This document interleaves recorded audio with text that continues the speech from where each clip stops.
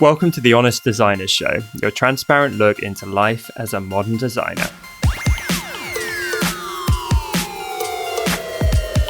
My name's Tom Ross and I'm the founder at designcuts.com, and this week I'm joined by my fellow Brit and hand lettering expert, Mr. Ian Barnard, American retro design expert, Dustin Lee, and the ever-talented South African illustrator, Lisa Glanz.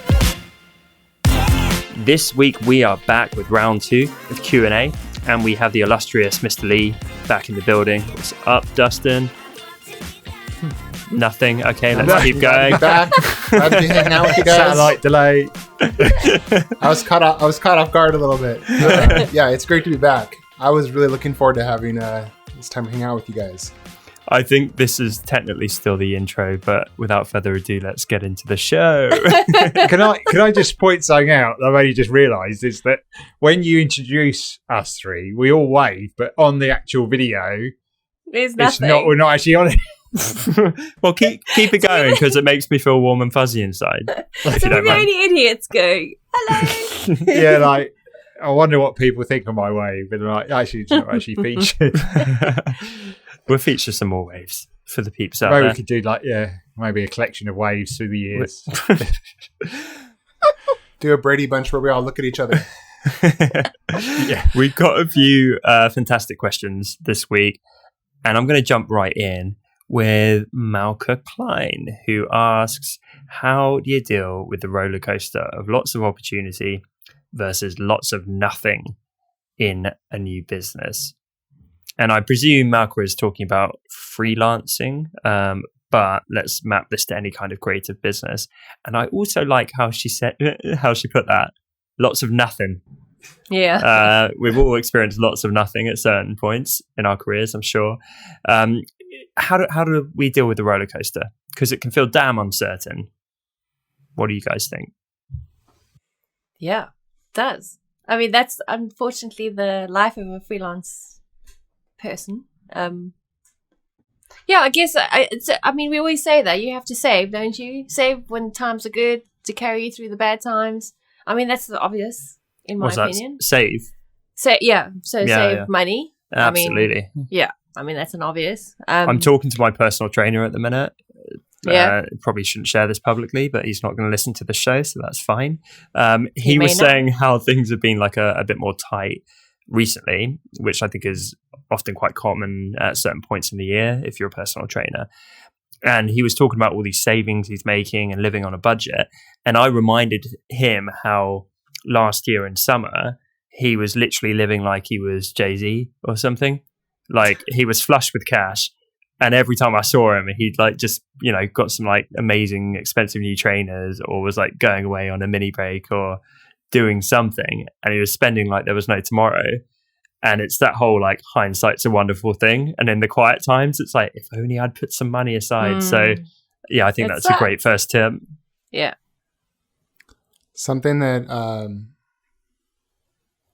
was talking to my friend about that we both have businesses, and is to do the last thing that worked, which sounds really obvious, but I think we don't think of doing it for some reason. We panic and start doing all sorts of weird, random, strange behaviors.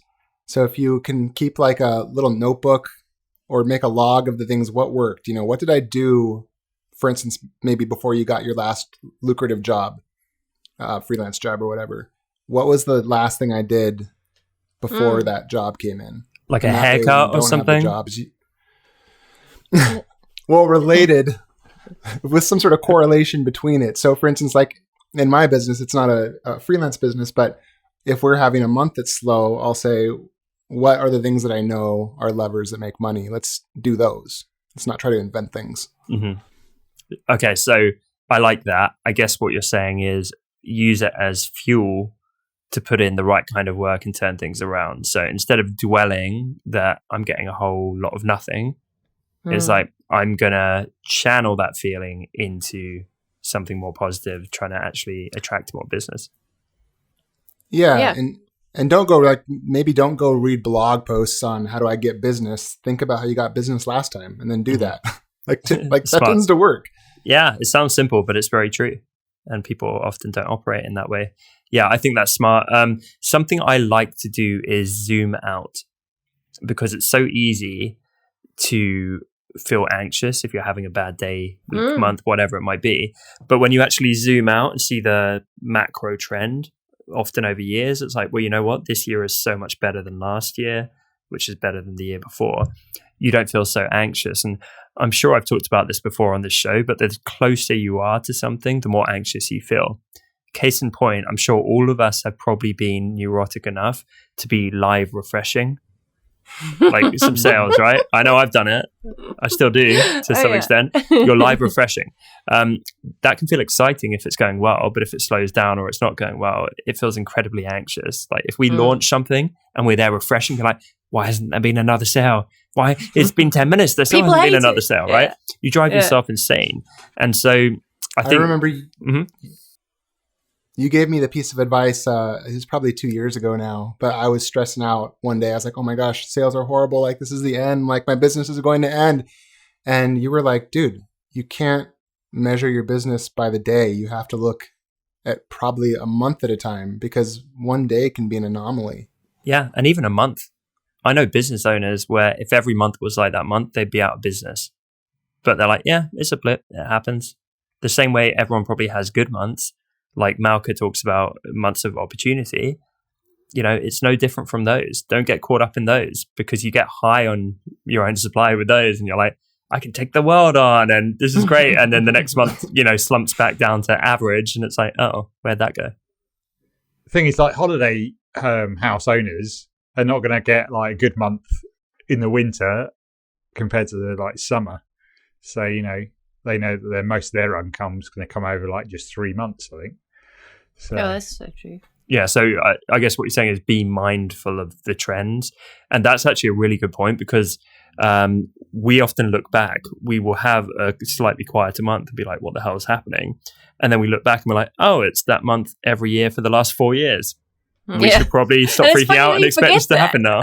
It's just so weird how you forget that. It's just, it's bizarre. And another thing you could do in the slow time is do all those like kind of weird or crappy stuff that you've been putting off. You know, like whether it's admin, whether it's setting up a decent contract, whether it's... Set up a good schedule for your sex. Yeah. Whoa. You know, we've had so many DMs. I've had so many personal ones as well about that episode. Specifically about that. Did you get schedules that people were sharing? No, that's a good point though. So use hashtag honest designers if you want to do a nice hand lettered sex schedule that you're willing to share with the world. That would be great. Oh gosh, that's definitely happening. What about just a general top level mindset around this? Because these are all viable hacks and tactics, but I think that the overall answer is try and be less anxious and try and develop some internal fortitude. And that's just part of being an entrepreneur. Like, you know, Dustin, I know you're prone to anxiety. So am I, to be honest. But I know through running my business, it simultaneously makes me anxious and makes me tougher as a person. There's stuff that would have crippled me 5 years ago. And now with some experience, I'm like, you know what? I'm all good. I see the bigger picture. Yeah, that's so true. We forget that. I'm just trying to remember from I was going to say past life. That's not right. But in the quiet times, like in both work and in freelance, I would learn a new skill that complements my work so that I can, you know, because that's not something that's like a hack. That's something that actually use in the future. Yeah, because like that has in throughout my career, that has been the number one thing that's changed my career. So first it was learning how to build a website. You know, I got a book on it and read it and practiced it when I was having downtimes at my an agency. You know, that's self-learning. And then it was and then it was like Dummy's Guide to ClickFee, you know, learning a skill that was sort of, you know, type-based, you know, learning how to do type design, you know, stuff like that. And so all those have then changed my career rather than just being, and I suppose, but it's learning those things to either complement or, I couldn't see that these were going to change some things. And there's lots of things I've learned that haven't changed my career, but have helped me. Like, okay, one example is that I got a book on the ins and outs of InDesign, and I managed to save like a day and a half per month on shortcuts and using stuff like paragraph styles. And so it's like things that actually can save you money. If you're focused on getting away, there's things that can save you money and save you time, then that will help you then either bring in more work or allocate more stuff to other projects you want to do, maybe like a side income. So you're using the quieter times to refine and kind of audit what you're doing to an extent, which I love. And coincidentally, this is what we were talking about before we even hit record. I just admitted we had a bit of a quiet January, although case in point, Lisa, we look back and we're like, oh, every January's a slight dip, so shouldn't have freaked out. But I had a minor freak out. And then I sat down and I audited every single expense across the entire company, drastically reduced some of our overheads. And the beauty is that now things are back to normal and will continue to be back to normal. Those costs will remain down. So the work I did in my freak out will now benefit us for 1 to 3 years probably into the future, which is insane. So I actually legitimately think that the downtime, if it's well allocated and focused, is a great thing, because invariably when things are going super well, you're not going to stop and lean up your business and make these adjustments and think strategically and take that step back, because you're going to be there just trying to get through all the work that's going on. So are you saying that you're going to now schedule in some freaking out time? Yeah, I certainly will. It's going to be directly after the scheduled sex, just to kind of give me a healthy release after that. And yeah. Tom, I know you've said that you're a fan of Alan Watts too, and he had an what is the word, analogy that totally fits in this kind of situation where he talks about a farmer, and the farmer one day finds out he has all this new land, and then all the people in the village come to him and say, oh, what great news. And the farmer says, we'll see. And then the next day it turns out that the farmland is like all like disease. And then they come back the next day and the whole village is like, oh, that's horrible news. And the farmer says, we'll see. And then the next day, the son gets home and he starts working on the farm and he's making all these things great. And everyone says, oh, that's great news. And the farmer says, we'll see. Then the next day, this is ending, by the way. Then the next day, the son breaks his leg working in the farm and everyone comes and says, oh, that's horrible. And the farmer says, we'll see. Then the next day, the conscription officers come to bring young men away to war. And because the son broke his leg working on the farm, he doesn't have to go to war. And everyone comes and says, oh, that's great news. And the farmer says, we'll see. So things constantly change. Sometimes things are good and sometimes things are bad. The thing that seems bad today, for you, it was you were like, this is not the best month. We'll see. The next month, all of a sudden you're saving yourself tons of money. Exactly. We'll see. I love it. By the way, if you missed my reaction there, my internet cut out at the punchline, and I'm not going to make you re-give it because we're on a live podcast, so you have to tell me after. But if that was a really lackluster reaction on my part, it's because I missed the best part. Okay, so I'm going to jump into the next question. The next question is from Diana Gets Social, who's awesome. I actually did an Instagram live with her last Friday. And I'm becoming a big fan of the work and content she puts out. She's a real kind of social media creative expert. So everyone check her out. Her question is, any tips for getting started with hiring help for your business? Now there's the expert question for you, Tom. And Dustin, increasingly. True, and Dustin. So, all right, I'll jump in, I guess. For me, you have to learn by doing, as with anything. So you can't expect to be the best at hiring right out the gate. We did some pretty horrible jobs. We hired some people that weren't ideal in the past, and we've got so much better. So the last handful of people that we've hired have just been unbelievably good, like staggeringly good, because we've got much better at hiring.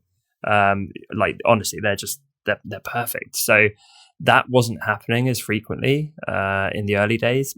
And it's things like we've refined our hiring process. So I'm a huge fan of having a kind of tiered process. Obviously, it's going to be different for every business. If Diana is an individual, she might not need to go through all these steps. But how we do it is we put out the job ads, we filter them either ourselves internally or through a recruitment agent. The best people make it onto a phone interview. We do the phone interview. If they make it through that, they come in for an in-person interview. In the in-person interview, if it goes well, then at the end, we take them out to the kind of social area in the office, and the whole team sit down and hang out with them for like 15 minutes. I thought you were going to say something And throw fire stones at them. I don't know. Yeah, metaphorically, just pelt them and see how resilient they are. No, the whole team go one at a time and throw the most random question they can think at them. So it's stuff like, silly things. What's your favorite food? Or if you had to be an animal, what animal would you be and why? And that kind of stuff. And this is like the off the record bit. So it's not so much about how they answer the question. It's just I sit back and watch how they interact with the team. And then if they get through that, we quite often get them just to do a super quick trial shift where on their first day, it's made aware that's a trial, or they come in for a half day or 2 hours or whatever. And we watch them at work. And that whole process has taken a while to get to. But the reason it works so well is it's about as efficient as it can get. Watching how they are with the team. We have some people that are great in interviews and you see them with the team and you get like a slight weird vibe, or like they're kind of rude to someone in a subtle way and you're like, oh, that's a red flag. And equally, we've had people that made it through that whole thing. And then in the trial shift, it's like, well, they're lovely and they interview well, but actually they really can't do the job, or they're super slow, or they don't get it as well as we'd expect, or someone else might or something. So by getting the people that kind of fulfill every stage, we end up with some incredible team members now. So Dustin, I'm going to kind of hand the mic over to you. I've got some things which might be more applicable to Diana, but I just thought it might be interesting to share our exact process right now.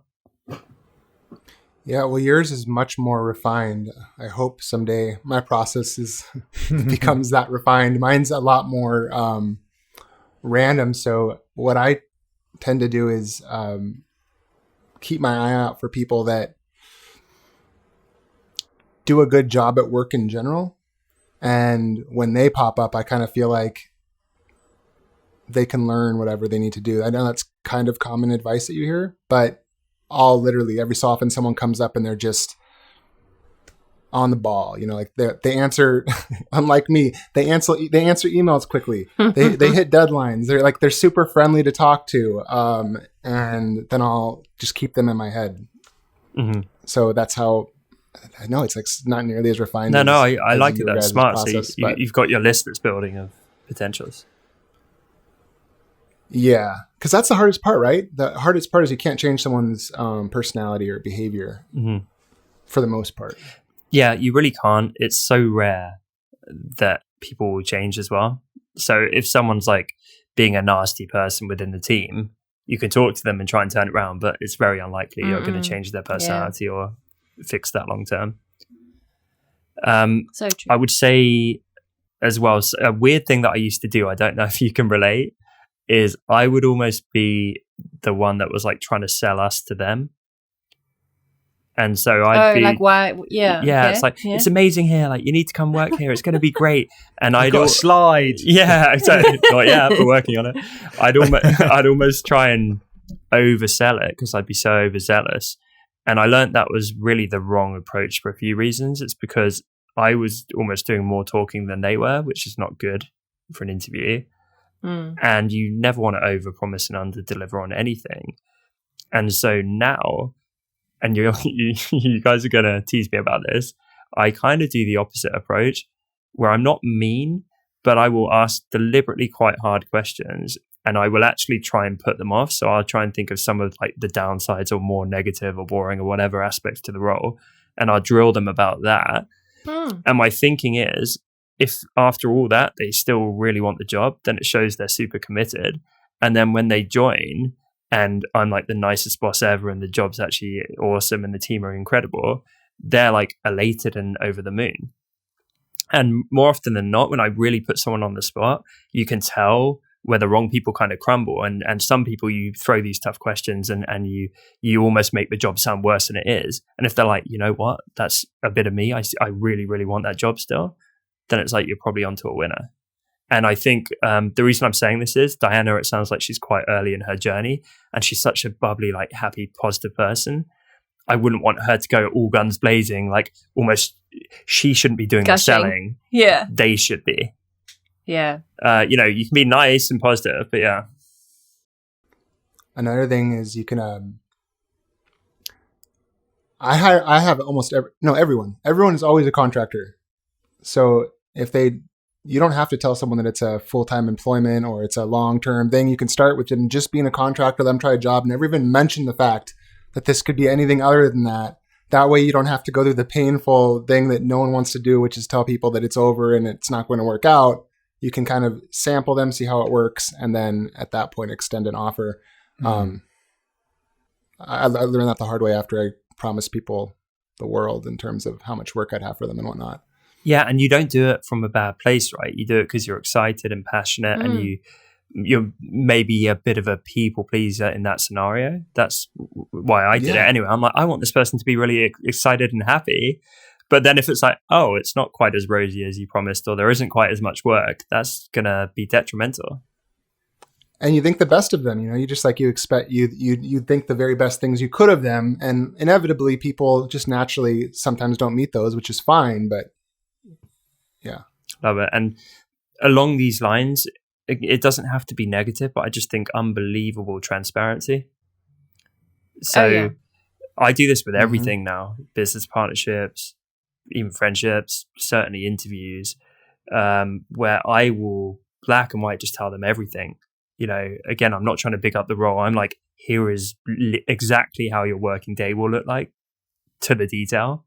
I'm not hiding anything. You get to see everything, warts and all. And so if you still want it, then great. There could be a good fit here. I think that's quite important because you're really like weeding out those people that wouldn't be keen. I mean, you're both kind of at that stage where you want to impress the other person. So if you're being honest with them and saying, hey, this isn't as grand as you think it's going to be, I think that's super important. Definitely. It is. And just trying to get the honesty back from them. Yeah. So I really had to try and coax it out of people, but some people I've got them to admit, you know what, I'm going here because I want to get a few years of experience under my belt so I can almost leapfrog over here. And I'm like, that's fine. Other people are like, you know what, I just want a bit of stability in life. And so I'm not super ambitious, but I just want to get a job that I like. I don't want to work a ton of extra hours, but I want to show up and do a good job for you. And I'm like, great.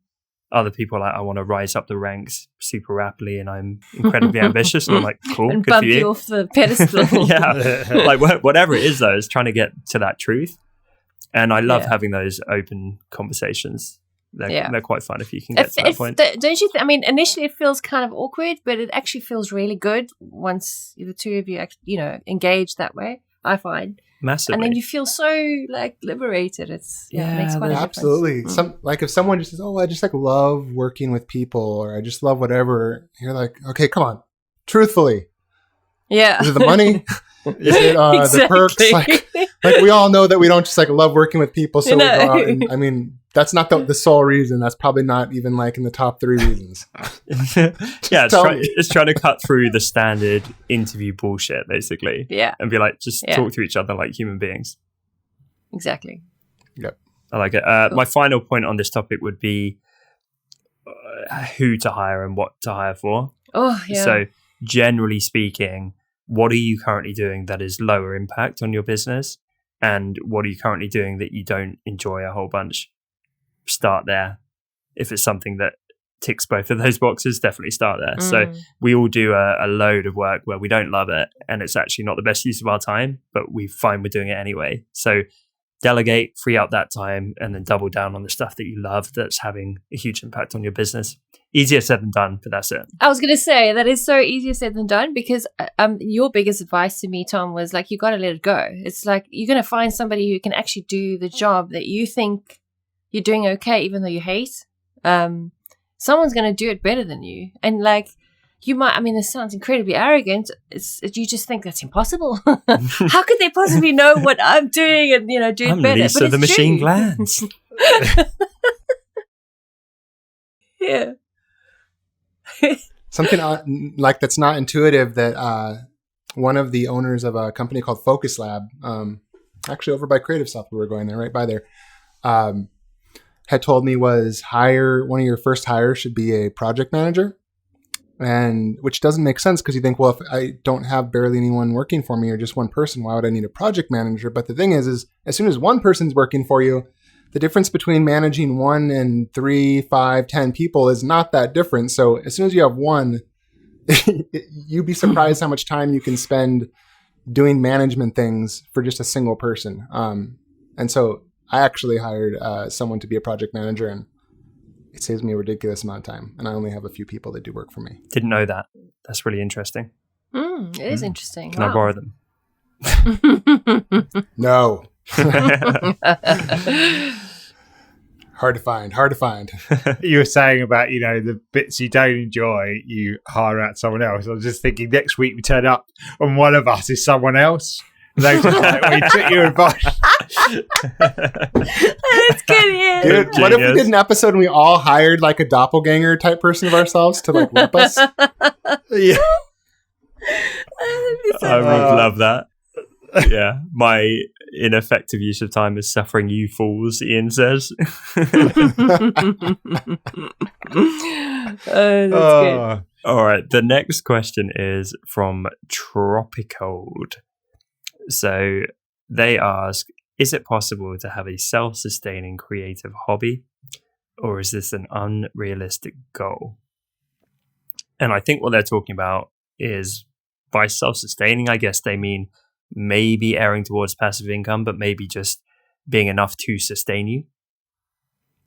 Like self-sustaining, like self-sustaining kind of like indicates like it's going to support itself. So first of all, let's dispel that myth. Even Mr.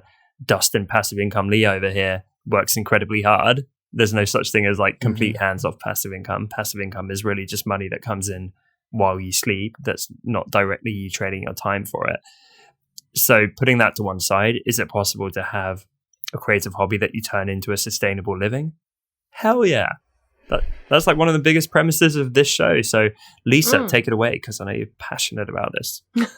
Well, I mean, I'm trying to figure out, is that person implying like if you're dabbling in surface pattern design and you just want to see your stuff on Fabric, and you're uploading designs to Spoonflower, for example, and then you sell them, you could definitely get that going enough to actually pay for the fabric that you buy for yourself. So I don't know if that's what they mean, because that's definitely doable. But then that's just a hobby that's kind of like perpetuating and just self-sustaining. Or if it's a case of, you're turning your art into a living. We're all walking examples, aren't we? Definitely. Yeah. And our whole network is, right? We have so many friends that do this. I can tell you for myself. So it's true. I mean, I have the site Passive Income for Designers, and then ironically, I work a ton, but it's not because I have to really. I could actually stop and I would probably make money for many years without doing anything, and it would dwindle off eventually. But so that's part of it, because I think you end up just loving what you're doing and you want to do it more. But I have partners, I have 15 to 20 partners who literally, most of them don't have to do anything, and I'm writing them pretty substantial checks every month for years. I mean, some of them literally probably could live off of it. Can I be your partner? If they chose to. Yeah, you make enough, Lisa. It sounds like you're a good partner to know.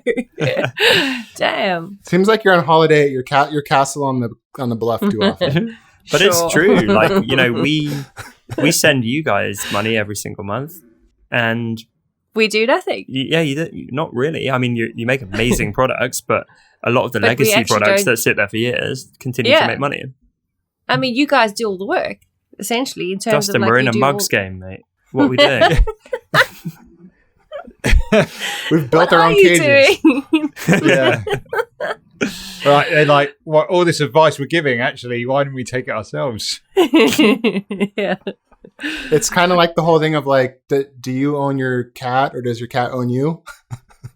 Like, do we own a business or do we actually just work for these people that are like relaxing? That is so true. Yeah, we're just getting emails from the likes of like Lisa and Ian. Where's my money this month? I'm sorry, master. Here it is. You're sweating over here cutting expenses, freaking out.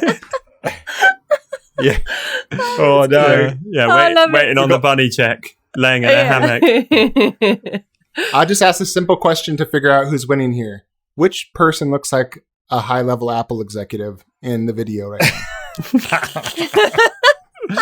If by high-level Apple executive you mean floating head, then Ian. Yeah, that's true. For anyone not watching the video, he's got an entirely black outfit on and just a really well-lit head. Yeah, in a black room. You look like you're about to sort of carry someone across the stage in a theatre production. I should do that. I should somehow darken the background a bit more. Yes. Maybe actually, here we go.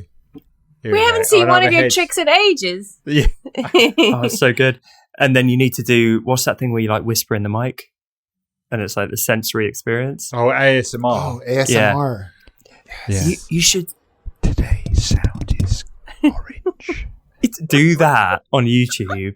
And you're like, welcome back to another episode of Ian's Floating Head, giving you sensory overload. I could have 4 of them, and then it'd be Bohemian Rhapsody. Yes, I'm in. Right, Mamma Mia. Saying, if you need 3 counterparts, mate, we're right here. Well, maybe we should do one. Maybe that could be for Christmas time. We do a little special sing-along. Can we do Bohemian so Rhapsody, but with design lyrics over it? Yeah, okay. That'd be so maybe good. Maybe someone who's actually talented with words. Not saying you guys aren't. I can do the words, I just can't sing for shit. So that's okay. That's well, I makes it can't funny. do the words or sing, so all playing it. So happy But you've day. got a head, and that's all that counts. Yeah, I'll be the face of this show. Okay, I love it. Dustin, we can grab our guitars and just strum ourselves senseless. I'm ready. Okay, so back to the question: is it possible? 100% yes. I'm gonna refer to something that old Gary Vee says, where basically he's saying if anyone else has done it, then you can too. Absolutely. And I think that's really good advice because there are so many things. Like I would guess drop a cold, whatever your ambition or your dream is, or your inclination towards that, there's probably someone or a lot of people out there already killing it in that space. So they are all the proof you need. If anyone out there is doing what you want to be doing. Yeah. You just... Cool. That was a nice awkward silence. But I enjoyed it. It was just, sometimes, guys, you've got to let the wisdom sink in like that. So I appreciate you just giving a bit of space for that to happen. Yeah, I just said the weight of that just needs its own space. It was just a fuse going off on that knowledge bomb. Oh, God. You missed us, Lisa. So the next and final question to this episode. I like this format, by the way. What do you guys think? Me too. I enjoy Yes, it. 100%. He gets lots of different info out in a quick space of time. Yes. So... Brevity. And it makes And we it know for silly. sure at least one person cares about the answer.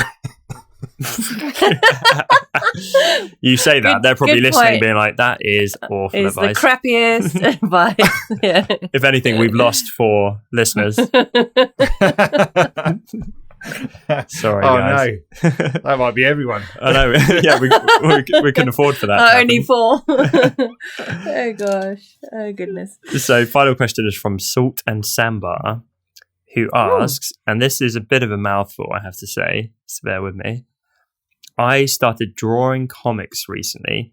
Being new to this industry, I get overwhelmed seeing other amazing artists. I feel like I have so much to learn and I'm not good enough. However, on the other side, I also want to run a business through my art. So what should I do now? Should I focus on mastering my craft, practicing more, or should I focus on selling merch and creating more comics, i.e. the business side of things, because my comics are doing really well in my niche, but I feel like I should get even better with my art before I get all the attention that I'm getting right now. Oh my goodness. That is like, that sums me up like 4 or 5 years ago. Mm-hmm. It's, everything that person said is, I think, what we all go through. Every single one of us go through the beginning phases. Back when you used to be humble. Oh, Tom, you're going to make me feel terrible. And I feel like you can see these paths in us, So, for instance, and I feel like Ian very much took the path of, I'm going to really pursue a craft and focus my time on perfecting a craft. I took a path where I was like, I'm going to focus on doubling down on this business. And Tom, I kind of feel like you did that too. And then Lisa, I feel like, is the hybrid. So you can kind of see they all work. They have different outcomes slightly, but they all get you there. Yeah, I'm a huge fan of doing both, because invariably you can continue to get better with your skills and build a business alongside that. So a couple of points right out the gate. They're talking about, should I get perfect? Should I perfect my craft? Should I master it? No, because you never will. Perfect doesn't exist. Better like does. In the face. It's true though. Will. Like better exists. We can all get better. We can all practice. We can all develop. But perfect doesn't exist. That's going to be dangling in the distance forever. You will never reach that point. So you might as well start now. And the only time I might not say that is if someone like completely sucks, they're an utter beginner, they've got no skills, they haven't developed a style, then maybe trying to monetize that and turn that into a business with zero audience or attention on it is not going to be very viable. But the fact is, they're saying their comics are doing really well in their niche. They're getting a load of attention, but they're saying they feel like they don't deserve that attention. So I think this is just imposter syndrome personified. 100%. And also that whole thing of, as you said, you need to feel justified in order to sell something. I think artists feel guilty. Like, why would somebody want to pay me for what I think is crappy art? But it's not crappy. It's better than what they could do, and there's something about it that they enjoy. It's kind of like insulting the person. Like, they know what they're like, so let them pay for it. Obviously you don't want to be, arrogant and ripping people off if you, but that's a whole other ballgame. But the point is, you definitely start now. Don't wait to get better. You have to do it, and you evolve as you go. I'm sure all of us can say, like, our early stuff is cringeworthy. If I look back at my early stuff, I just want to croak. But people paid me for it, and they thought it was fine. You would never get where you are now if early stage Lisa didn't go, you know what? Yeah, I'm going to start trying to make this a business. Yeah. And we all have to go through those kind of teething phases in any career or any endeavor. It just is what it is. You can't hop over that. You have to go through it. So the sooner you actually start it, the sooner you can get through it. And the implication that you can hop over it implies there's a finite point in time or experience. There isn't. And what the hell would that look like? So no one's starting a business until they've grinded and they've mastered and they're like an absolute pro. Yeah. And then on Monday night, they go to sleep and they don't deserve to start a business. But Tuesday, they wake up and they're like, I'm now at the point. I'm ready. About to roll this business out because I've just tipped over the verge and I've graduated to, business worthy with my skills. Yeah. It's like, no, it doesn't happen like that. It's like a slow evolution. Yeah. I think in hindsight, you kind of want to grow a learned, what's the word for not like a learned obliviousness. So if you can know just enough to be excited and put it out, and just kind of barely knowing your peripherals, that it's not peripherals. I can't say the word. Peripherals. That it's not. Yeah. Thank you. That it's not as good as it could be. That's the best way. Because what happens is, right, we know that we're not doing it quite as good as it should be. And so we never put it out. So you want to kind of know you should get better. But if you know too much, you'll never get it out. That's true. I'm so grateful that I was so dumb and didn't realize how bad some of my early stuff was. Me too. Because if had I known, I would have never done it. Luckily, I was totally delusional. Yeah. That's so true. So don't destroy your delusionalness. You can't get it back. Once that genie's out of the bottle, you can't put it back in. No. To quote The Matrix, ignorance is bliss. It is. It is. You can't get it back. Be No. sure you want to get rid of it. What are you hearing over there, floating head Ian? I'm thinking back over my time, like an old man. Yeah, Wistfully. and like I started doing stuff. I was like offering it on top of what I was doing as a graphic designer to Letter, and I'd only been doing it like a year and a half. And I was just like, because a few people said, "Oh, I like that; it's really nice." I then thought, oh, maybe I could add this to it, even though I knew it wasn't there yet, but I knew people appreciated it, and I think it goes with confidence as you do the business side of stuff. So, like offering to do it for like some posters, even though it's going to take me 3 times longer, but it exposed it to other people seeing that I could do that, and it also, just through that process of building something for someone else, it's amazing how much you grow just through those projects. And get a better. Actually, sometimes just trying to get better on your own, you need something to push you, which is like someone else is paying for this. Yeah. So, yeah, just sort of. The thing is, I feel that I could keep going, trying to get to where I think perfection is in terms of lettering, but actually, I don't have that drive to be the best of the best of the best. I'm quite happy being good because better than good, mate. Thanks. Because and I'm enjoying it as I am, I suppose. Yeah. I think you have to. Well, the other things that excite you, like experimenting and trying different techniques, and I suppose like I got to a certain point, and I was like, actually, me continuing just in this one, like some other, it depends on your personality, but there's like some people can just stay with doing traditional calligraphy and perfecting that, and there's some guys who started the same time I did, and I remember them posting work and me posting work as we were learning, and they've got to an amazing skill at what they're doing. But the problem is my personality can't deal with that one track focus. It's boring after a while. For me it is, and so I just have to like what's the next, in terms of like, some people are like, oh, what's the next shiny technology item? Mine's in what's the next thing I can try my hand at, in terms of whether it's sign painting, whether it's murals, whether it's type design, whether it's iPad lettering. It's all based on the fact that I can't sit still. But I love that. I think it's actually a really cool trait to have in your locker. Well, yeah, I suppose that's what's become my style of not. You sort of go through it. It's like, it doesn't really. I think if there was, just a bit of everything. But the thing is, my favourite sweets are licorice all sorts, which are a collection of random. Yeah, those sweets. are nice. They are. Oh, I have a little fun fact related to this for you guys. So, are you guys familiar with the book Drawing on the Right Side of the Brain? Yeah, I've got it over there. I haven't used it yet, though. Yeah. So I've been going through that, and part of it is, let me reach for a sec. Okay. Teach me how to use it. I haven't used it yet.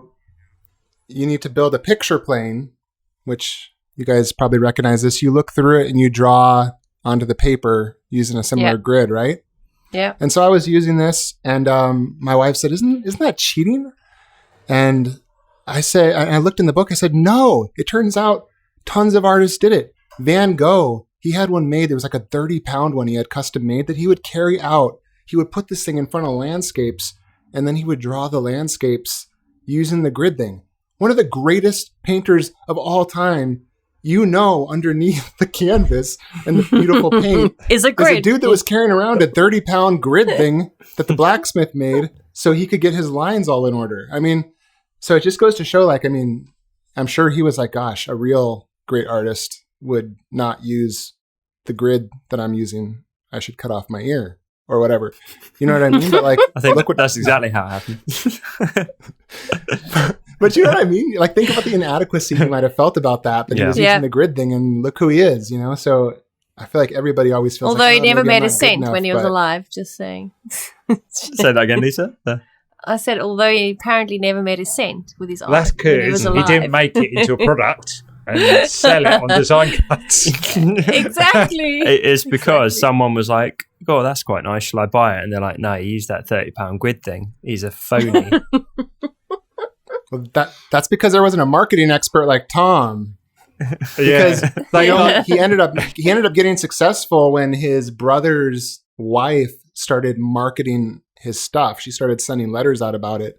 So he just Really? needed a good marketer like Tom. That's a great example. I might have to look that up and turn that into a little carousel type thing. And both me and Lisa use grids in our work to Yes. to build things. And you tan 100%. too if you go to And so do design I. cuts. Yeah, exactly. Who's the marketer now? Can I check both your ears, please? Just want to make sure they're intact. Yeah. Yeah. Right. I hope that helps, Salt and Sandbar, and all the other wonderful people. Thank you for sending in your questions. I think I'd be down to do a few more of these. I quite enjoy them. So Let us know what you think. let's get on the Instagram stories, guys. And anyone listening, if you want your question featured on the show, check out all of our Instagram stories. We're going to be doing some Ask a Question features on there. And hopefully we can have you on. But as always, thank you so much for being with us. We hope that you are enjoying the podcast. And if you are, please take a second to leave a super quick review on the podcast app. We read every single one. We love every single one. It inflates our egos beyond belief. So we're becoming arrogant and unbearable to be around. But that's, just a side effect. But thank you, everyone, truly. And we'll see you next week. Bye. Cheerio. Bye. Thanks so much for listening to this week's episode. As always, you can find full show notes over at honestdesigners.com or find us over on iTunes and now Spotify by searching for The Honest Designers Show. And remember, we're now on social media too, if you search for Honest Designers. If today's episode helped you, then it would mean the world to us if you took just a moment to leave us a quick review over on iTunes, as this is one of the best ways for other designers to discover the show. Thanks again for tuning in, and we will see you next week right here on The Honest Designers Show.